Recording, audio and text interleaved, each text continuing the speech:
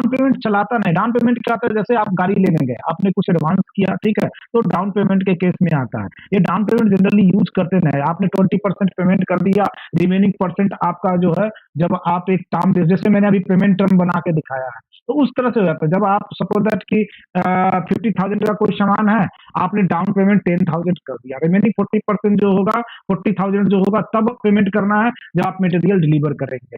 तो वो जैसे पेमेंट टर्म पे हमने मेंटेन कर रखा था, सेम चीजें इस पे होता है। इसको बताने की मुझे जरूरत नहीं है, जनरली अपने यहाँ कोई यूज भी नहीं करता ये डाउन पेमेंट, ठीक है। अब आते हैं हम लोग डेबिट मेमो पे। ये डेबिट मेमो क्यों जनरेट होता है, ठीक है।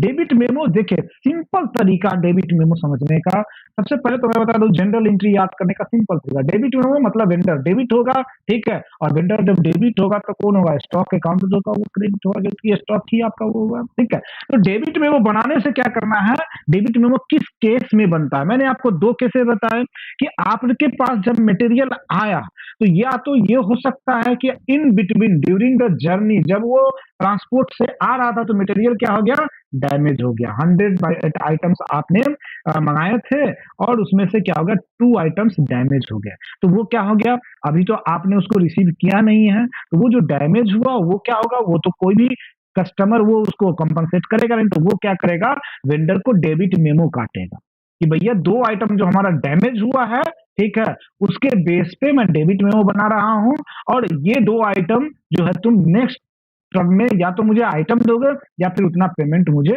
रिटर्न करोगे।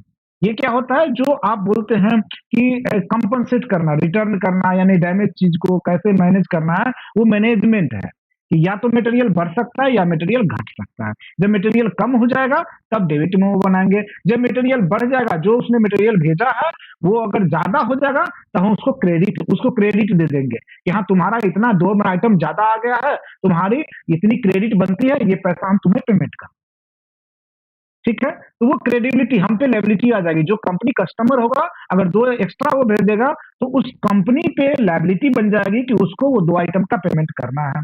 यदि वो वेंडर जो है हमारा 2 आइटम कम भेज रहा है या डैमेज आइटम 2 आइटम भेज रहा है, तो उस वेंडर पर हमारी लायबिलिटी बन जाएगी, तो उसे उस आइटम 2 आइटम के बेस पे या तो पेमेंट करेगा या फिर हमें आइटम देगा। तो हम क्या बना रहे हैं कि इस केस में उस वेंडर ने हमें मटेरियल भेजा, और जो मटेरियल हमें भेजा उसमें से सर्टेन पीस क्या हो गया, डैमेज हो गया, ठीक है। तो उसके केस में हम बना रहे हैं।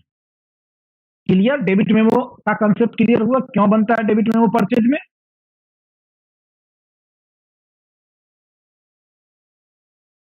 श्वेता,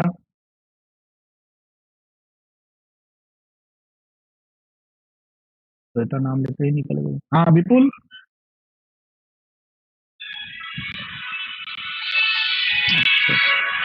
मैं 5 मिनट लेता हूँ आप लोगों को। दीपक जीओडी श्रीराम, पगला उगला गया है क्या ये, नहीं लगा, सौरभ रखो उधर। हाँ विपुल, समझ में आया डेबिट मेमो का मतलब। हेलो, क्या हो गया, कोई जवाब ही नहीं आ रहा।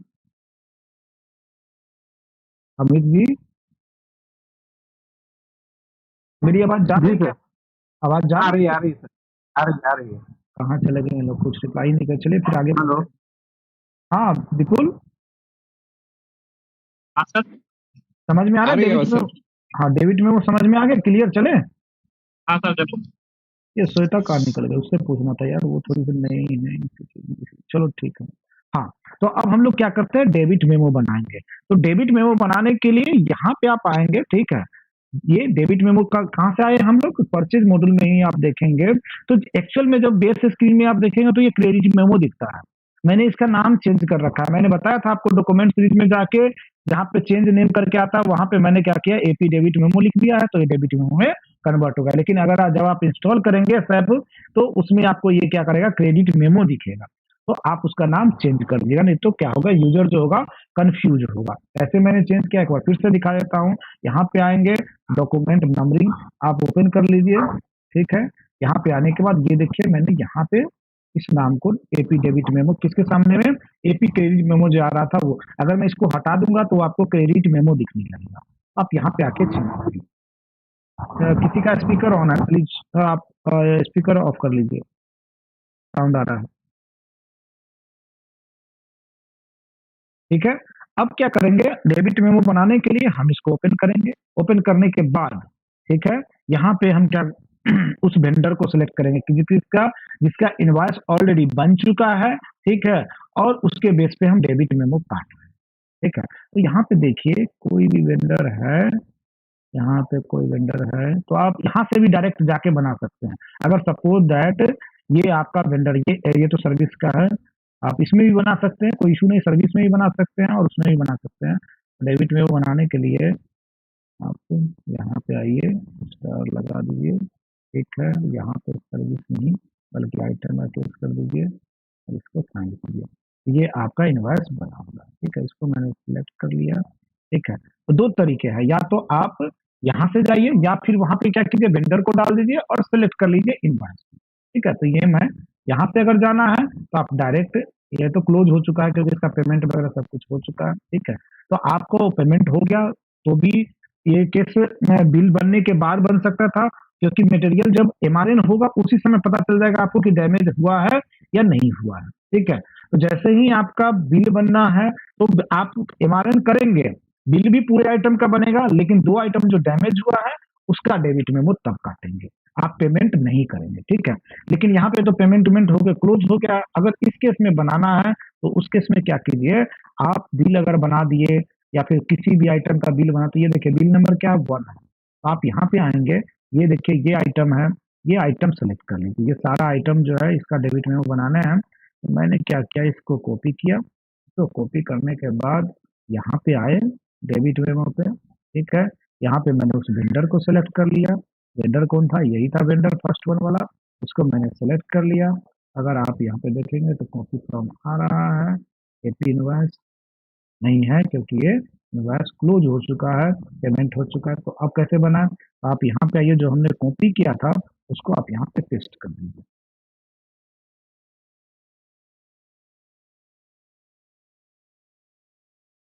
ये शॉर्ट तरीका है जल्दी में काम करने का। ठीक है, अब सपोज दैट ये जो 200 आइटम आया था, इसमें से 5 आइटम डैमेज हो गया, इसमें से 2 आइटम डैमेज हो गया, इसमें से 1 आइटम डैमेज हो गया।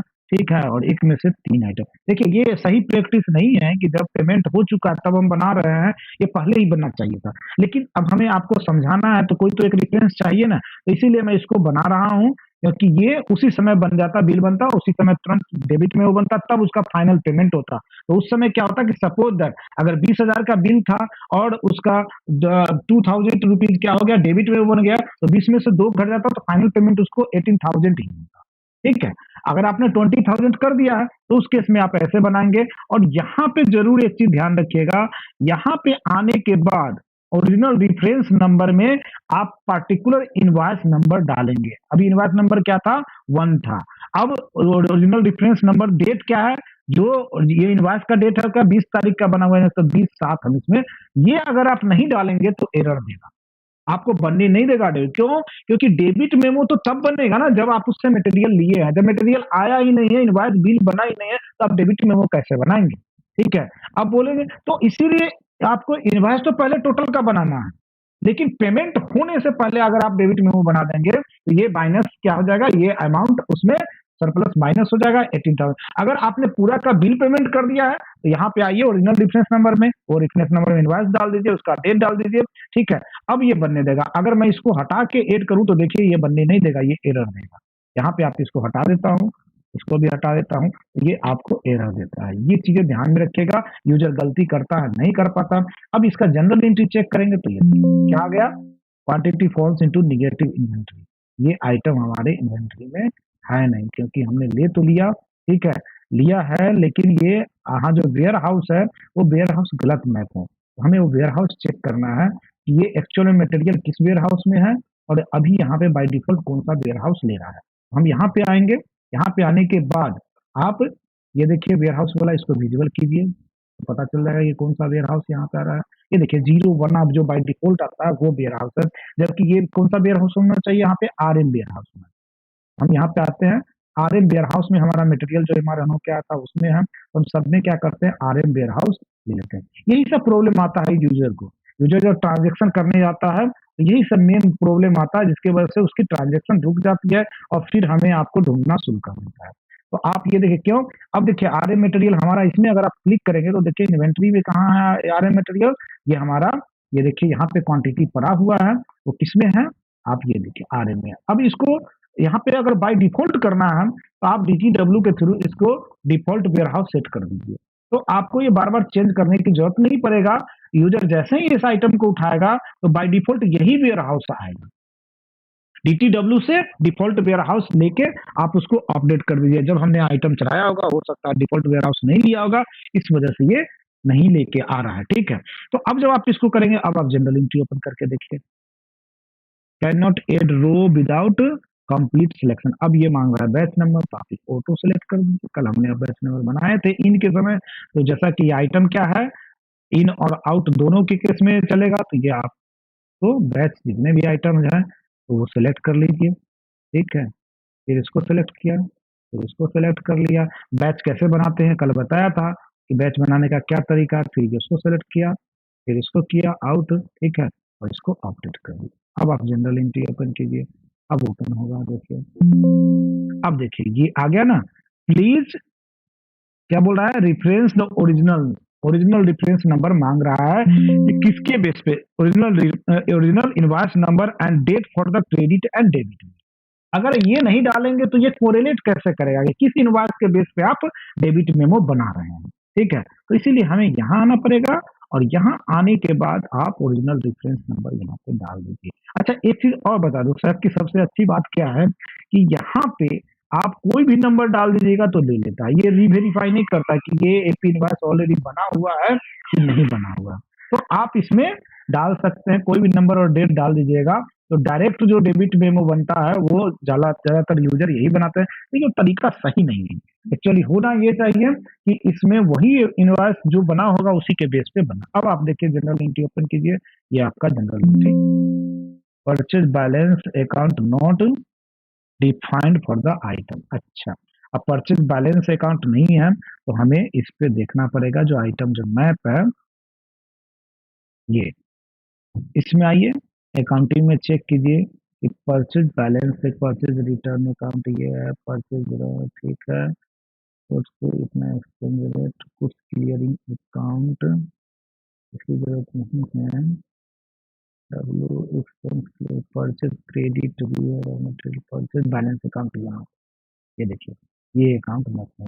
एग्जैक्टली यही जो चीजें बोलेगा, जहां भी अकाउंट की बात होगी तो तुरंत आप आइटम ग्रुप में आइएगा और इसको चेक कीजिएगा। आइटम ग्रुप में जाकर जीएल अकाउंट चेक किया तो इसमें देखिए परचेज बैलेंस अकाउंट बना हुआ है कि नहीं, purchase offset account, inter purchase price gain account और बैलेंस अकाउंट, इसी को मैं मैप कर देता हूँ, ठीक है।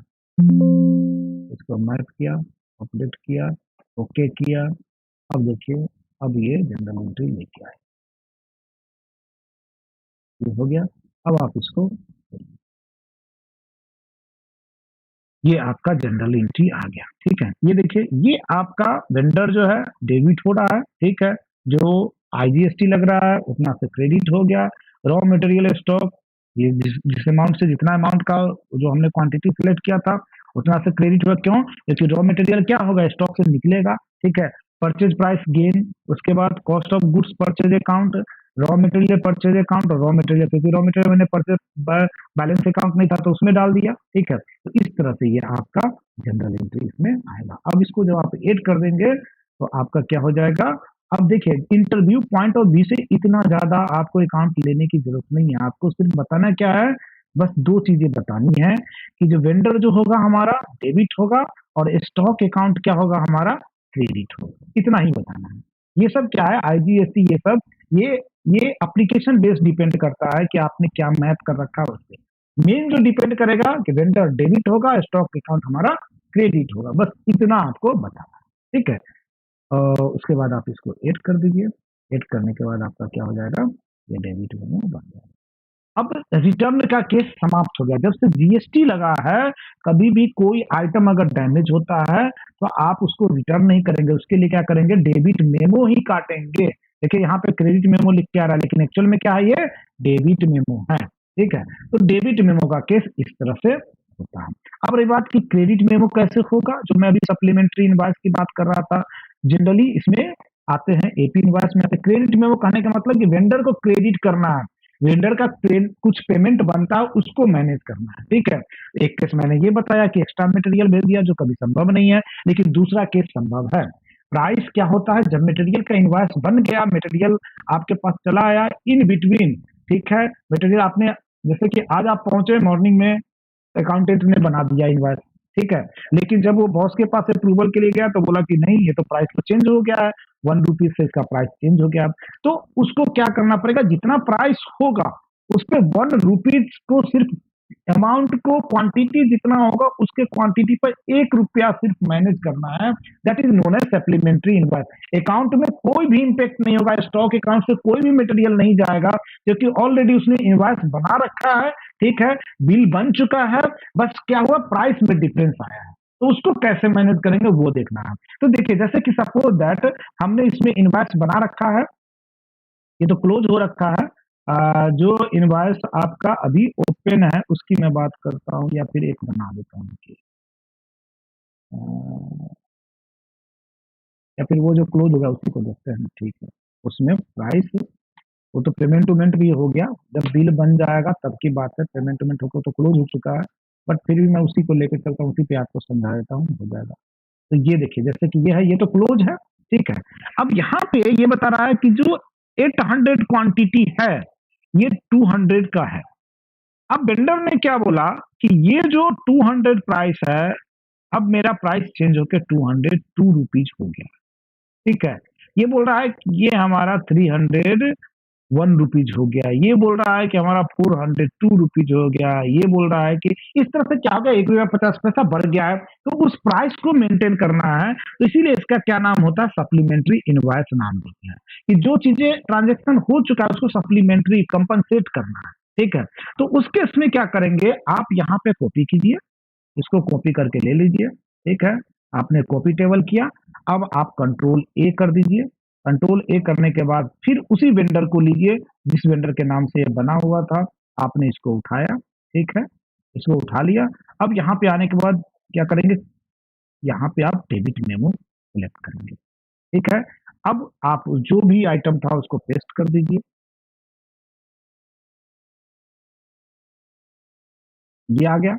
अब यहाँ पे क्या है, यहाँ पे देखिए एक चीज, यहाँ पे आएंगे फॉर्म सेटिंग में, आएंगे फॉर्म सेटिंग में आने के बाद, क्योंकि हमें यहाँ पे स्टॉक बैलेंस जो 800 जो क्वांटिटी है, क्वांटिटी स्टॉक में कुछ कोई भी इफेक्ट नहीं पड़ना चाहिए। यहाँ पे अगर हम ऐसे बना देंगे तो क्या होगा, स्टॉक से हमारा 800 क्वांटिटी मटेरियल को निकालेगा, ठीक है, जबकि और स्टॉक अकाउंट क्या हो जाएगा, क्रेडिट हो जाएगा। तो हमें अकाउंट में जो क्वांटिटी जो आपका मटेरियल पड़ा हुआ है उस पर कोई इम्पेक्ट नहीं पड़ना चाहिए। तो हम यहाँ आने के बाद क्या लिखेंगे, यहाँ पे एक ऑप्शन आता है विदाउट क्वांटिटी पोस्टिंग। अब यहाँ पे क्या ट्रांजेक्शन होगा, क्वांटिटी में कोई भी चेंजेस नहीं, कोई भी पोस्टिंग नहीं होगा, अकाउंट के जो स्टॉक अकाउंट है उस पर कोई इम्पेक्ट नहीं पड़ेगा, ठीक है। सिर्फ इम्पेक्ट किस पे पड़ेगा, प्राइस पे। अब यहाँ पे क्या बताया था उसने कि 1 रुपए का 201 रुपीज हो गया, तो हम इसको 1 रुपीज कर देंगे। इसने बताया 302 रुपीज प्राइस होगा, तो हम 2 रुपीज कर देंगे। इसने बताया कि 401 रुपीज या 3 रुपीज हो गया, तो हम इसको 3 से कर देंगे। इसने बताया कि 1 रुपीज 50 पैसे पड़ गए हैं, तो हम 1 रुपीज 50 पैसे कर देंगे, ठीक है। अब यहाँ पे आप देखेंगे जनरल एंट्री, तो यहाँ पे कहीं भी कोई भी आपका अकाउंट इम्पेक्ट नहीं हो रहा है, ठीक है। जनरल एंट्री लोकेशन मिसिंग है, तो ठीक है, लोकेशन मिसिंग है, तो हम सबसे पहले इसमें आते हैं, वेयर हाउस चेक कीजिए, वही आ गया होगा 1 वाला। देखिए इसमें मैंने डाल दिए, उसको बाय डिफॉल्ट कर दिए थे, तो ये गाजियाबाद लोग की इसमें गाजियाबाद लोकेशन आ रहा है। क्यों आ रहा है, क्योंकि वो RM वेयर हाउस को बाय डिफॉल्ट मैंने सेट कर दिया था, तो उस पे आ रहा है, लेकिन बाकी पे नहीं सेट किया था इसलिए नहीं आ रहा। अभी देखिए, जब आप वेयर हाउस ओपन करेंगे, यहाँ पे WHE लिखिए, WH, अब इसको आप विजुलाइज कीजिए वेयर हाउस को, तो अपने आप पता चल जाएगा।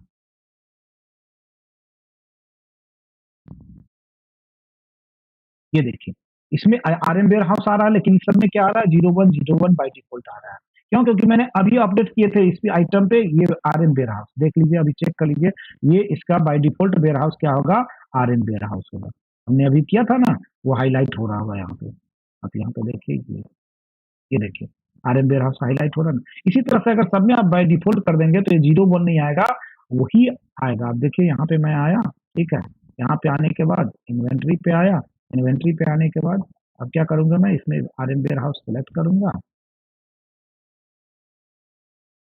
और इसको set as default warehouse कर दूंगा, इसको अपडेट कर दूंगा, ठीक है। इसको अपडेट कर, अब जब हम कभी इस आइटम को सिलेक्ट करेंगे तो वही वेयर हाउस होगा। तो मैं क्या करता हूँ, यहाँ पे सारे को वेयर हाउस को अपडेट कर देता हूँ। यहाँ पे मैनुअली करना पड़ेगा, अदरवाइज अगर वो बाय डिफॉल्ट रहेगा तो आपको मैनुअली करने की जरूरत नहीं है, अपने आप वो आके लिखेगा। देखिए अब सब में लोकेशन आ गया। अब जैसे ही आप जनरल एंट्री चेक कीजिए, अब यहाँ पे पूछ रहा है कि ये देखिए अब ये स्टॉक मांग रहा है।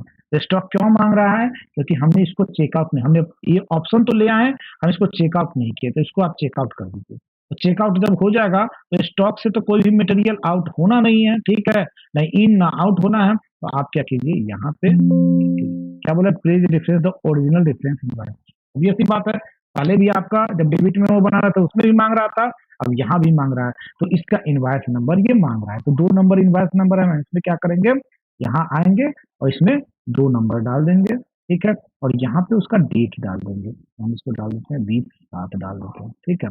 अब आप इसकी जनरल एंट्री चेक कीजिए, तो देखिए इसमें स्टॉक अकाउंट में कोई इम्पैक्ट नहीं कर रहा हो।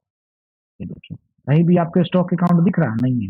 वेंडर क्या हो गया, जो डिफरेंस अमाउंट था उससे क्रेडिट हो गया, ठीक है, ये टैक्स अमाउंट आपका डेबिट हो गया, प्राइस परचेज गेन अकाउंट ये आपका क्रेडिट हो गया, ठीक है, रॉ मटेरियल परचेज अकाउंट ये, और परचेज बैलेंस अकाउंट के जगह पर हमने इसी को मैप किया था, तो ये क्योंकि परचेज बैलेंस और ये दोनों क्या है, एक दूसरे का ऑफसेट अकाउंट है, तो इसीलिए यहाँ पे परचेज बैलेंस अकाउंट नहीं है, तो इसीलिए ये, ठीक है। तो इस तरह से क्या होता है, हमें सप्लीमेंट्री इनवॉइस हम बनाते हैं। सप्लीमेंट्री इनवॉइस करने का मतलब जो प्राइस डिफरेंस का जो केस होता है वो हम बनाते हैं, तो ये इंपॉर्टेंट होता है जनरली, ठीक है, इसीलिए मैंने आपको ये बताना जरूरी समझा। अगर सपोज दैट कुछ मटेरियल का केस है कि एक्स्ट्रा उसने भेजा है, तो उसमें तो सिंपल है, आप एपी इनवॉइस बनाइए या फिर डेबिट मेमो, ये आप इसका क्या कहते हैं, डेबिट मेमो बनाइए, एक ही बात है, ठीक है। तो ये डेबिट मेमो नहीं है, ये क्या है आपका, ये क्रेडिट मेमो है। यहाँ पे वेंडर कौन हुआ है, क्रेडिट हुआ है। डेबिट मेमो पहले था जो बाहर जाके था। एपी इनवॉइस पे जो ये दिखता है, ये नाम उल्टा चल रहा है। क्रेडिट मेमो डेबिट मेमो है बेस स्कीम में, और डेबिट मेमो क्रेडिट मेमो है। तो ध्यान रखिएगा, ये क्या है आपका, क्रेडिट मेमो है, ये डेबिट मेमो नहीं है। यहाँ वेंडर क्या हुआ है, यहाँ वेंडर क्रेडिट हुआ है, ये देखिए ये क्रेडिट हो रहा है, ये क्रेडिट मेमो है। तो इस तरह से आप क्या करेंगे, क्रेडिट मेमो और डेबिट मेमो परचेज के केस में आप, मैंने इसको ऐड कर दीजिए, तो आपका ये debit memo, sorry credit memo बन गया, ठीक है। जब क्रेडिट मेमो बन गया तो इसका तो पेमेंट करना ही पड़ेगा।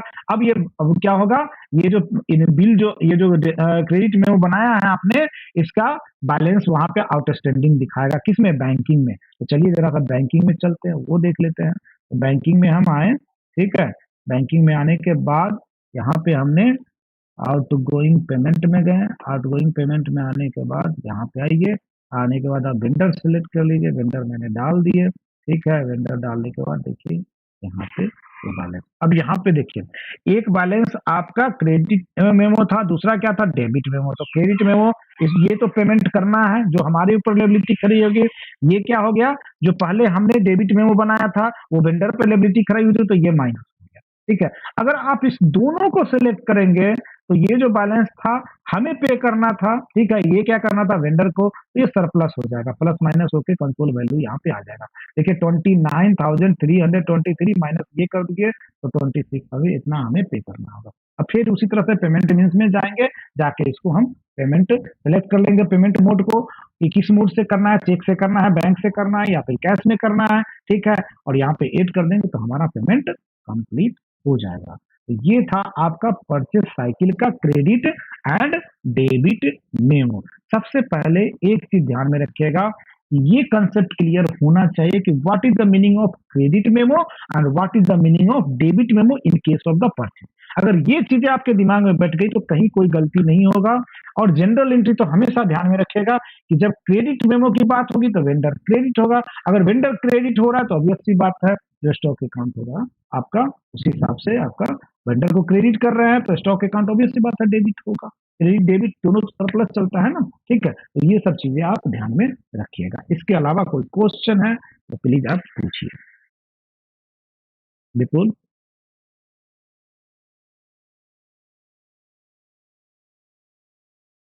ओके, हेलो हाँ बताइए। सर, कल का वीडियो देख लूंगा, इसके बाद बनाऊंगा ट्रांजेक्शन, तब क्वेश्चन में आएगा तो मैं पूछ लूंगा। अभी अभी तो ओके कुछ ओके, नहीं है। कोई नहीं, मैं कल सवेरे में शेयर कर दूंगा आपको, ठीक है। आज क्योंकि पीछे वाला वीडियो रह गया, कल के लिए टाइम नहीं मिल पाया, तो 2 वीडियो थोड़ा सा गिनने में बिजी भी था, तो इसलिए टाइम नहीं मिल पाया था। कल मैं शेयर कर दूंगा, ठीक है। कल हो सकता है दोनों वीडियो कर दूंगा, तो परसों ये शेयर करूंगा, कल मैं पीछे वाला कर दूंगा, ठीक है। तो आज का सेशन मैं ऑफ करता हूँ। अब नेक्स्ट मंडे, कमिंग मंडे से हम लोग शुरू करेंगे कौन सा शेयर साइकिल शुरू करेंगे। कमिंग मंडे यानी कि कल परसों कितना हो गया, आज हो गया 22 तारीख, 23, 24, 25 तारीख हो जाएगा ना मंडे। 25 से तो नया बैच भी शुरू करना है। मैं सोच रहा हूँ कल परसों में एक दिन तुम लोग, मेन चीज सैटरडे संडे में आते नहीं हो ना, सब लोग बिजी रहते हो। अपना शेड्यूल देख लेना, क्योंकि भाई 25 से नया बैच शुरू करनी है, तो ये देख लेना, ठीक है। ठीक है सर। चलो, अगर शेड्यूल बचे तो सब लोग कंफर्मेशन डाल देना मैसेज में, तो हम स्टार्ट कर लेंगे सैटरडे में, संडे में, ठीक ठीक ठीक है। या फिर तो उस हिसाब से करेंगे, तो गुड नाइट चलिए, sir. Okay bye, good night. Good night sir. Good night, good night.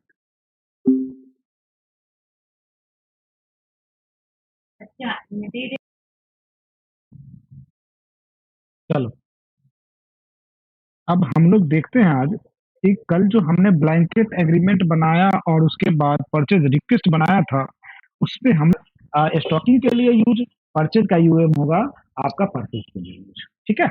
मतलब मैं वही सर पूछ रहा, कहीं पैरामीटर को डिफाइन नहीं करना पड़ता ना? कोई नहीं, कुछ नहीं, मैं आप करके दिखा दूंगा यार, तुम टेंशन क्यों ले रहे हो। जब तुम्हें जरूरत हो मेरे को कॉल करना ना, हमने इसको इम्प्लीमेंट किया, हम इसको यूज करा रहे हैं भाई साहब। जीएटी में क्या सर एक है, चीज और, वेरिएंट मास्टर जो हाँ, क्या वेरिएंट कोई मेरा आइटम है सर, हम्म, और उसके बहुत सारे कलर हैं। हाँ, जिसमें मेरा कोई शर्ट है, उसका उसका साइज उसका यूडीएफ बनाते हैं हम लोग, जो गिन्नी में का हो सकता है या फिर कलर का हो सकता है। उसके गिन्नी में जो हम लोग लगाए हुए हैं, अलग से उसका यूडीएफ बना के कलर मेंटेन करते हैं। इसमें नहीं है कि कलर आपको बेस में नहीं है, हम लोग उसका यूडीएफ बनाते हैं। और कलर मास्टर उसका पहले तो वो बना हुआ है, साइज मास्टर बना हुआ है, साइज मास्टर के बाद फिर कलर बना हुआ है, तो उसी बेस पे वो जाता है। साइज एक्सएल, एमएल, सब डिफरेंट डिफरेंट एक ही आइटम के साइज है ना, वो साइज मास्टर के थ्रू जाता है, उसका अलग से यूडीओ बना के हम लोग मैच करते हैं, बेस में नहीं है। सबसे ज्यादा दिक्कत आपको आएगा टेक्सटाइल इंडस्ट्री का ही इम्प्लीमेंटेशन करने में आता है, ठीक है। Okay sir. कोई क्वेश्चन किसी का? मुझे लगता है विपुल ने सारे क्वेश्चन पूछ ही दे सकते हैं, ठीक है। चलो, अच्छी बात है। आपको नॉलेज तभी आएगा जब आप क्वेश्चन पूछेंगे और करेंगे। तो श्वेता, मुझे आप पे थोड़ा सा लगता है कि आप मेहनत करो, क्योंकि आप प्रैक्टिस करोगे तभी आउटपुट कुछ मिलेगा। तो आप थोड़ा सा प्रैक्टिस करो, क्या कर रहे हो क्या नहीं, या सैटरडे संडे को यहाँ एनी डेट पे कनेक्ट करो, ताकि मुझे भी तो पता चले कितना सीखा, क्या है लेवल, क्या नहीं। और आप सीख लोगे तो इजीली जॉब अपॉर्चुनिटी तुरंत मिल जाएगा आपको। तो आप थोड़ा सा इसको करो, ठीक है। Okay sir, okay sir. Okay, bye bye, good night everyone, bye good night sir. Good night sir. Bye.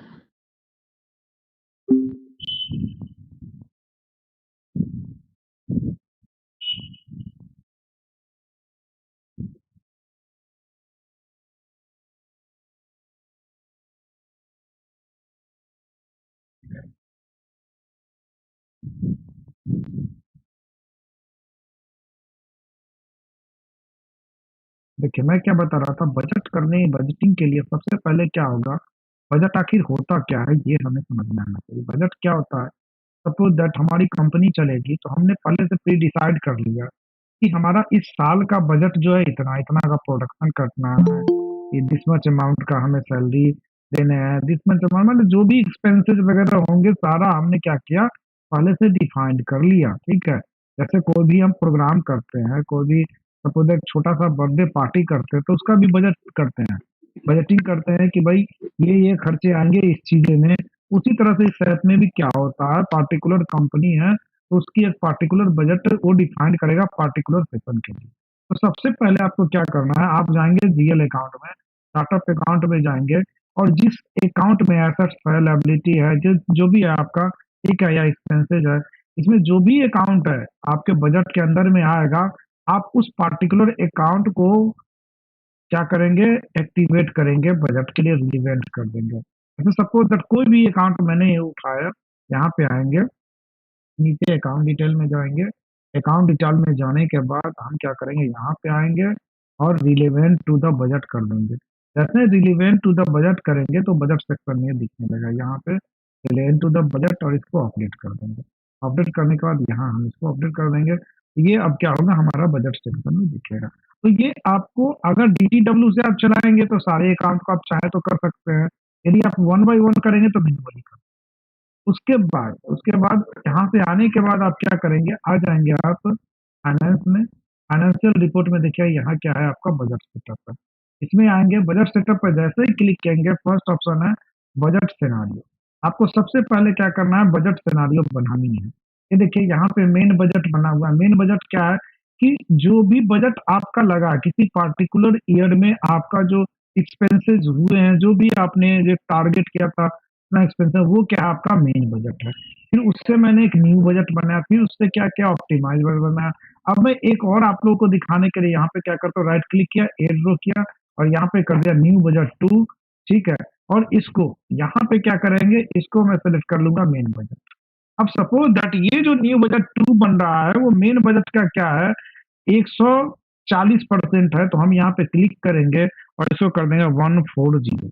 जैसे ही हम 140 करेंगे तो मतलब 40% जो इनिशियल जो बजट था, मेन बजट, उससे अब इस साल का बजट जो हम बना रहे हैं उसका क्या होगा, ज्यादा होगा। हर साल देखते हैं जब आपका ये बजट आता है, जो गवर्नमेंट बजट पेश करती है, तो क्या बोलती है कि पिछले साल से इतना परसेंट ज्यादा एजुकेशन का बजट रहा। तो वो इस तरह से है। सो हम क्या करेंगे, इतना परसेंट, हमने 40% इसकी बजट बढ़ा दिया, ठीक है। अब इसको हम अपडेट कर देंगे। जैसे ही अपडेट करेंगे तो ये जो 40% आपने इस पे जितने भी बैलेंस जा रहे हैं, जो अमाउंट जा रहेंगे, उसका 30% एड होके वो सारे अकाउंट यहाँ पे हिट होंगे। एक तरीका ये है। दूसरा तरीका है कि आप कॉपी कर सकते हैं सिनेरियो। तो ये हम क्या बना है, सिनेरियो बना रहे हैं, यहाँ से आप कॉपी कर सकते हैं। यहाँ से आए, ठीक है, थर्ड बैच है, ठीक है, डेस्टिनेशन डेटा ये हो, ओरिजिनल डाटा ये है। यहाँ से जितने भी आपके बजट बने हुए, ऑप्टिमाइज बजट, ये आप यहाँ पे कॉपी कर सकते हैं सिनेरियो को। यहाँ से लेके आप क्या कर दीजिए, यहाँ पे कॉपी कर दीजिए, ठीक है। यहाँ पे आए और यहाँ पे मैंने ऑप्टिमाइज बजट इसको कॉपी कर लिया, इसको रिपीट कर दिया, तो ये हमारा क्या हो जाएगा, कॉपी हो जाएगा, ठीक है।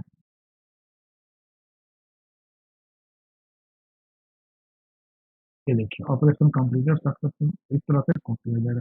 तीसरा क्या तरीका है, आप किसी और, सपोज दैट आपके इस डेटाबेस में जो कंपनी है, वो ब्रांच जो है 3 बने हुए हैं, ठीक है। आप किसी और ब्रांच से चाहते हैं कि बजट हम कॉपी करके लाए, तो आप वो भी कर सकते हैं। यहाँ पे क्या करें, चूज कंपनी कीजिए। चूज कंपनी करेंगे तो देखिए जितने भी ब्रांच मैंने बना रखे हैं, सारे ब्रांच आ गए। Suppose that Vinay private limited का जो बजट है, उसी को हमको यहाँ पे स्किप करना है, ठीक है। तो हम इससे कॉपी कर सकते हैं। या अंबिका एनर्जी है, इसका बजट हमें ले जाना है, यहाँ पे आए, इसको कॉपी, इसको सिलेक्ट किया, यहाँ पे आईडी पासवर्ड डाल देंगे तो हमारा क्या हो जाएगा, आप वहां से ला सकते हैं। तो इस तरह से बजट सिनेरियो आप बना सकते हैं। 2-3 तरीके बता दिया, मेनली यही चलता है आपका। एक बार मेन बजट बन गया, मेन बजट के बाद क्या है, या परसेंटेज वाइज बढ़ाएंगे, घटाएंगे, यही चलता है। इसको ओके किया, ओके करने के बाद अब क्या करेंगे, बजट डिस्ट्रीब्यूशन करेंगे।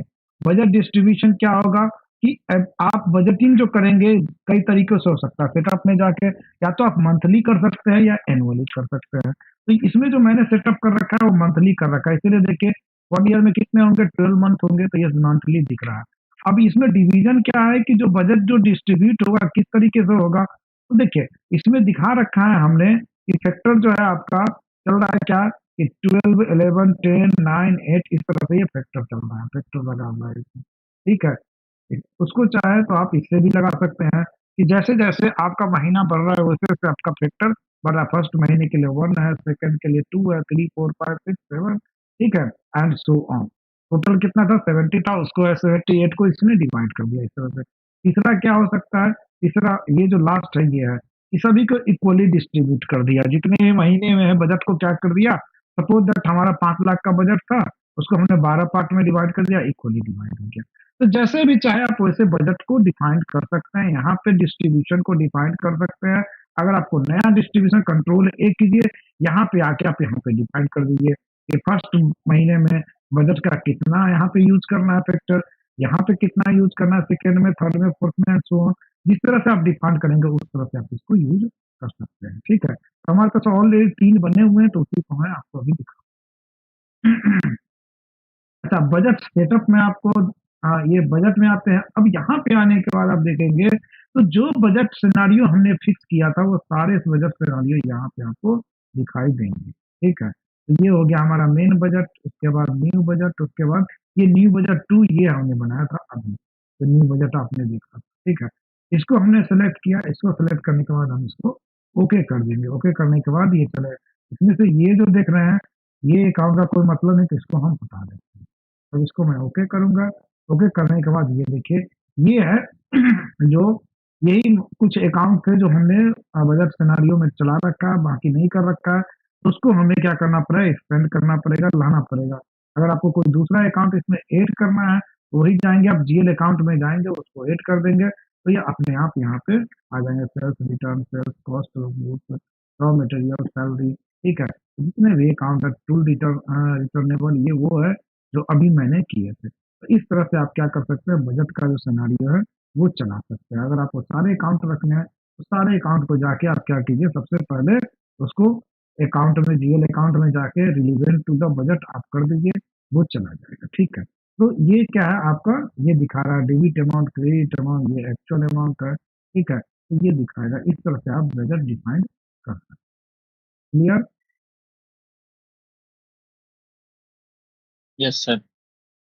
तो इसको तो ऐसे करने से होगा नहीं, आपको खुद से करना पड़ेगा। इसको जाके जब करेंगे तभी समझ में आएगा बजटिंग का। ठीक है, क्या होता है, कैसे होता है, तो ये जब आप खुद करेंगे, एक दो बार ट्राई करेंगे तब जाके ये समझ में आएगा। ये अकाउंटिंग वाले के लिए जेन्युइनली है, आप जो हम लोग हैं उसके लिए नहीं, बल्कि मेन अकाउंट वाले जो होते हैं उनके लिए होता है। अगर मेन बजट देखेंगे, ये मेन बजट है, इसको देखते हैं, ये देखिए ये है मेन बजट। ये कितना है, फर्स्ट में सेल्स अकाउंट में है 4631 इन बजट में। ठीक है, अब आते हैं, हम लोग चलते हैं जो हमने बाद में डिफाइन किया था, ये देखिए ये बढ़ गया, 40% बढ़ गया है। एक्चुअल ये था, अब क्या हो गया, ये हो गया। और इसका अगर 40% आप निकालेंगे तो ये वैल्यू आएगा 140%। इसको इसमें 40% निकाल के ऐड कर दीजिए तो ये वैल्यू ऑलमोस्ट ये आ जाएंगे 416, मतलब अप्रोक्सीमेटली यही आएंगे। आप निकाल के देख लीजिए, यही आएंगे। तो अपने आप को सिस्टम क्या कर दिया, कैलकुलेट कर दिया, 40% बढ़ा दिया। ठीक है, तो इस तरह से हम लोग बैचिंग करते हैं। ये हमारा बजट का क्लियर। अब चलते हैं हम लोग और क्या कर सकते हैं। एक चीज आपको बता दें, इंटरनल रिकैलकुलेशन कैसे होता है।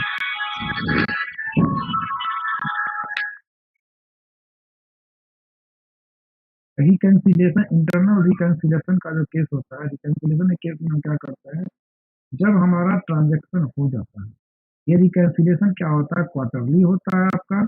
उसके बाद आपका क्वार्टरली भी कुछ लोग करते हैं, हाफ ईयरली करते हैं, कुछ महीने में करते हैं, पर मंथ करते हैं। तो ये रिकैंसिलेशन करने के लिए सबसे पहले क्या होता है, जैसे जीएल अकाउंट है, इसमें ट्रांजैक्शन हो गया है, ये है आपका जीएल अकाउंट। ठीक है, इसको आपको रिकैंसिलेशन करना है। ठीक है, तो इसको यहाँ पे देखिए रिकैंसाइल कीजिए। ये देखिए ये सारे बैलेंस आ गए। अब रिकैंसाइल होता कैसे है, तो सिंपली क्या है, रिकैंसाइल करने के लिए क्रेडिट और डेबिट बैलेंस इक्वल होने चाहिए। ठीक है, तभी आपका रिकैंसाइल होगा। तो अकाउंट रिसीवेबल्स में आप देखिए, इसमें सारे के सारे क्या है, ये हमें रिकैंसाइल करनी है। इसको हम क्या करेंगे, इसको सेलेक्ट करेंगे ऐसे। ठीक है, यहाँ से पहले ब्रांच सेलेक्ट करेंगे, किस ब्रांच का है, ये हो गया इस ब्रांच का। फिर उसके बाद हम इसको यहाँ से सेलेक्ट करेंगे। सेलेक्ट करने के बाद देखिए यहाँ पर क्या है, ये वैल्यू 0 होनी चाहिए, 0 नहीं आया है। अब क्या करना पड़ेगा, इस अमाउंट को हमें एडजस्ट करना पड़ेगा। कैसे एडजस्ट करेगा, तो यहाँ पे आएंगे, क्योंकि जब तक ये सरप्लस अमाउंट 0 नहीं होगा तब तक ये रिकंसाइल नहीं होगा। हम क्या करेंगे, यहाँ पे एडजस्टमेंट चलाएंगे। एडजस्टमेंट जैसे ही करेंगे तो ये क्या होगा, जनरल एंट्री ओपन हो गया है। ठीक है, तो जनरल एंट्री ओपन हो के आ रहा है, तो ये पूछ रहा है कि इस अमाउंट को क्रेडिट तो है, इसको डेबिट किसके बिहाफ पे करना है। तो आप यहाँ पे जिस अकाउंट के बेस पे आप डेबिट करना चाहते हैं उस अकाउंट को उठाएंगे। जैसे कोई IGST है तो आप इसको पे कर रहे हैं, ये क्रेडिट अमाउंट है, इसको आप पे करेंगे। ठीक है, तो जिस भी अकाउंट में वो जानते होंगे, वो जानते हैं, जो यूजर होता है उन्हें पता होता है, जो अकाउंट वो बोलेगा उस अकाउंट को यहाँ पे डाल दीजिए और उसको क्या कर लीजिए, कंपनसेट कर दीजिए। ठीक है, यहाँ पे आप जैसे ही डालेंगे आप वो रिकनसाइल हो जाएगा, तो यहाँ पे आप डाल दीजिए। ठीक है, जब तक ये जनरल एंट्री जाएगा नहीं तब तक ये रिकनसाइल होगा नहीं। अब जैसे ही आप ये जनरल एंट्री डालेंगे वहाँ पर क्या हो जाएगा, सरप्लस हो जाएगा, जो अमाउंट था वो सरप्लस होगा। देखिए ये अब जीरो है, यहाँ पर क्या था, ये जो अमाउंट था 13 जो वैल्यू आया था, अब आप इसको क्या कीजिए, रिकनसाइल कर दीजिए। अब ये अमाउंट क्या हो गया आपका, रिकनसाइल मैंने सरप्लस बराबर हो गया। तो जो भी अमाउंट आया था वो गया था, उसको आपने क्या किया, सरप्लस कर दिया। ये हो गया इंटरनल रिकन्सिलिएशन का केस। ठीक है, ये जीएल अकाउंट का। अब रही बात की बिजनेस पार्टनर को कैसे रिकनसाइल करेंगे, ये सब अकाउंट की चीजें हैं, इंपॉर्टेंट चीजें हैं, ध्यान से देखिएगा, कोई डाउट हो तो पूछ लीजिए। बिजनेस पार्टनर का सपोज किसी बिजनेस पार्टनर का हमारा बैलेंस बच रहा है, उसको कैसे रिकनसाइल करना है, तो हम इसको ये ठीक है, और इसको करने के बाद हम इसको सिलेक्ट कर लिए कस्टमर को, ये अकाउंट बैलेंस दिखा रहा है। अकाउंट बैलेंस को हमने यहाँ पे सिलेक्ट किया, यहाँ पे करते हैं, ये आ गया। अब इसको रिकनसाइल करना है, तो देखिए यहाँ पे रिकनसाइल करने के लिए हम क्या करेंगे, ये देखिए इंटरनल रिकन्सिलिएशन ऑप्शन दे रखा है, इस पर क्लिक करेंगे। उससे पहले आप क्या कीजिए, ब्रांच सिलेक्ट कर लीजिए। यहाँ पे आपने ब्रांच सिलेक्ट कर लिया। ब्रांच सिलेक्ट करने के बाद आप क्या करेंगे, इस दोनों को सिलेक्ट करेंगे, इसको हमने सिलेक्ट किया, इसको सिलेक्ट किया। ठीक है, सिलेक्ट करने के बाद देखिए ये क्या है, अभी क्रेडिट अमाउंट दिखा रहा है, मतलब ये सरप्लस नहीं है। तो इसको क्या करना है, फिर हमें एडजस्टमेंट करना पड़ेगा। तो बैलेंस को एडजस्टमेंट करने के लिए दो यहाँ पे होगा, create general entry, adding incoming payment and add outgoing payment. तो आप इनकमिंग कस्टमर है, उससे पेमेंट आना है तो एड इनकमिंग पेमेंट कर लीजिए। इनकमिंग पेमेंट आप करेंगे, ये देखिए अपने आप क्या हो जाएगा, ये आपका इनकमिंग पेमेंट हो जाएगा। इनकमिंग पेमेंट होगा तो बैलेंस को क्या कर देगा, सरप्लस आप यहाँ पे आइए। ठीक है, यहाँ पे आने के बाद इसको बैंक के थ्रू आप ये जो बैंक है, बैंक अकाउंट यहाँ पे ले लीजिए। तब यहाँ पे कंट्रोल B है, इसको नेगेटिव नहीं लेगा, नेगेटिव बैंक ट्रांसफर अमाउंट नहीं लेगा। तो इसके लिए हमें क्या करना पड़ेगा, इसको जनरल एंट्री में मारनी पड़ेगी, नहीं जाएगा। इसके लिए अब आ जाते हैं, हम इसको एडजस्टमेंट करेंगे, बिना तो एडजस्टमेंट का तो चलेगा ना। ये जनरल एंट्री, जनरल एंट्री हम उठा लेंगे, ये है। अब यहाँ पे हम बैंक अकाउंट उठा लेते हैं। ठीक है, ये बैंक अकाउंट उठा दिया। बैंक अकाउंट से क्या हो जाएगा आपका, ये आपका क्रेडिट हो जाएगा। ठीक है, क्रेडिट होने के बाद आप इसको ऐड कर दीजिए। ऐड कर देंगे तो ये आपका एडजस्टमेंट हो जाएगा। जैसे ही एडजस्ट किया ये जीरो हो गया, अब आप इसको रिकनसाइल करेंगे तो ये क्या हो जाएगा आपका सरप्लस हो जाएगा। तो इस तरह से क्या करेंगे हम लोग, जनरल अकाउंट, रियल अकाउंट और बिजनेस पार्टनर को रिकनसाइल करते हैं। ठीक है, तो इस तरह से बैलेंस हम रिकनसाइल करते हैं। तो इसके रिगार्डिंग कोई क्वेश्चन है तो कुछ समझ में आया कैसे होता है रिकन्सिलिएशन। जी रिकन्सिलिएशन सर, आ रहा है। एडजस्टमेंट, जो भी बैलेंस आपने ट्रांजेक्शन किया है, जो भी आपने इनकमिंग पेमेंट आउटगोइंग पेमेंट किया, वो आपका एडजस्टमेंट होता है। ऐसे तरह से हम लोग रिकन्सिलिएशन। ठीक है, ये सब कुछ इम्पोर्टेंट चीज़ें है जो आनी चाहिए एज ए